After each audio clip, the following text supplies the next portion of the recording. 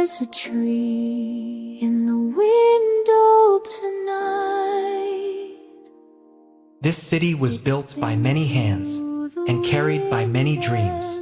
Some came to build a future, leaving family behind, carrying hope in their pockets.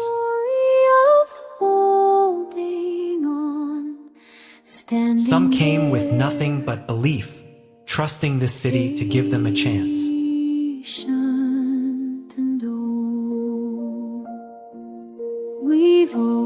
Some came for opportunity and found a place to call home. Some give their strength to others, even when their own hearts feel far away.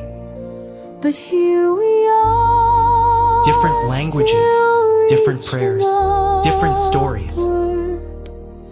Finding strength in the But on this night, the city speaks one feeling: love, hope, and togetherness. maybe